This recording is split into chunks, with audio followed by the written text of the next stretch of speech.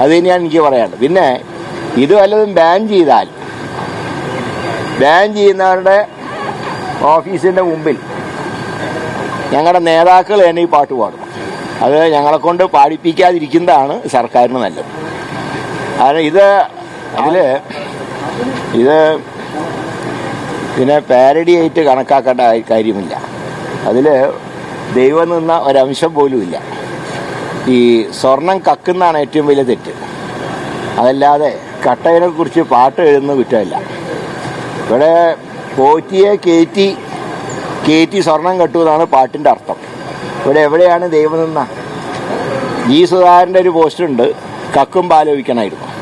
അത് തന്നെയാണ് എനിക്ക് പറയാനുള്ളത്. പിന്നെ ഇത് വല്ലതും ബാൻ ചെയ്താൽ ബാൻ ചെയ്യുന്നവരുടെ ഓഫീസിൻ്റെ മുമ്പിൽ ഞങ്ങളുടെ നേതാക്കൾ തന്നെ ഈ പാട്ട് പാടും.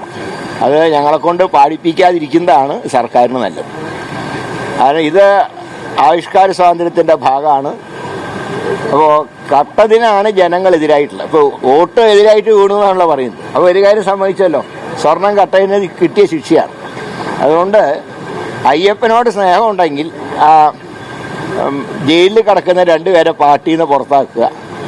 ഇതിൻ്റെ പിന്നിൽ പ്രവർത്തിച്ച ശക്തികളെ അതാരാന്ന് എല്ലാവർക്കും അറിയാം. പത്മകുമാരുടെ ഭാഷയിൽ പറഞ്ഞാൽ ദൈവതുല്യനായി കണ്ട ആ വ്യക്തിയെ അറസ്റ്റ് ചെയ്യുന്ന ഉൾപ്പെടെയുള്ള കാര്യങ്ങളിലേക്ക് നീങ്ങണം. അല്ലെങ്കിൽ ഇന്നിപ്പോൾ ഞങ്ങളുടെ കോർ കമ്മിറ്റി ഉണ്ട്, ഇന്ന് ശബരിമല യാത്രക്കാരന് ഉണ്ടാവില്ല എന്ന് ഞാൻ അറിയിച്ചിട്ടുണ്ട്. അതിൽ ശക്തമായിട്ടുള്ള സമരങ്ങൾക്ക് നേതൃത്വം നൽകും. സ്വർണ്ണക്കൊള്ള നടത്തിയവർ പുറത്തു വരുന്നത് വരെ ഈ സമരവുമായിട്ട് ഞങ്ങൾ മുന്നോട്ട് നിൽക്കും. അതായത് ഇങ്ങനെ ഒരു നടപടിയായി വന്നാൽ നേതാക്കൾ തന്നെ പാട്ട് പാടും. എന്താ സംശയം? എന്താ പരസ്യമായിട്ട് പാടും. ഞങ്ങളൊക്കെ ആരാണോ നിരോധിച്ച് അവരുടെ മുമ്പിൽ തന്നെ പോയിട്ട് പാടും. അപ്പോൾ അത് കേൾക്കാൻ ക്ഷമയില്ലെങ്കിൽ വേഗം തന്നെ തീരുമാനം പിൻവലിക്കുക, അത്രയേ ഉള്ളൂ.